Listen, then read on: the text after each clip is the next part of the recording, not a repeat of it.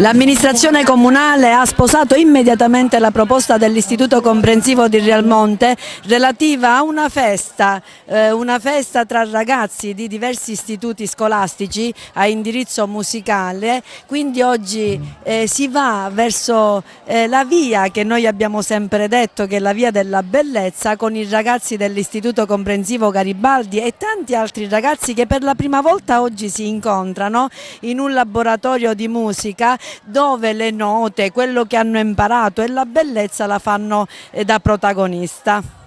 Abbiamo deciso oggi pomeriggio di riunire un po' i ragazzi delle scuole medie a indirizzo musicale. Ci sono ragazzi di Realmonte, Siculiana, Cattolica, Montallegro, Agrigento, Aragona, Raffadali e tanti altri, perché è giusto fare adesso una bella festa. Siamo alla fine dell'anno, questi ragazzi si sono impegnati, hanno lavorato tanto soprattutto all'indirizzo musicale, oggi si ritrovano insieme per risuonare insieme finalmente dopo 2 anni di pandemia che non ha permesso di poter portare avanti progetti, concerti e soprattutto musica d'insieme.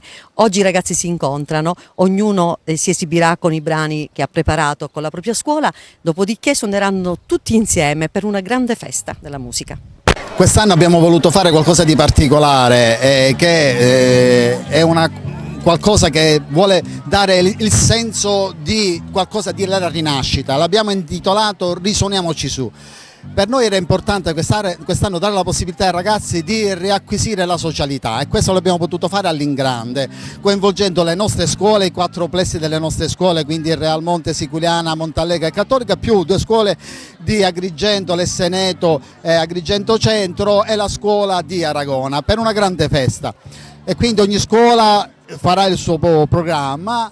Però la cosa bella che abbiamo voluto fare e che realizzeremo è che faremo un brano tutti quanti insieme, e lo stiamo provando proprio oggi. Abbiamo fatto una piccola prova, tutte le scuole, gli alunni della scuola, e faremo questo blues tutti insieme, e quindi questo vuole anche avere, come dire, un significato simbolico, perché la musica ci deve unire, la musica deve favorire la socializzazione, perché la musica ci deve dare il via per questa rinascita alla quale tutti auspichiamo. Quindi viva la musica, viva la socialità, viva i nostri ragazzi e le nostre scuole.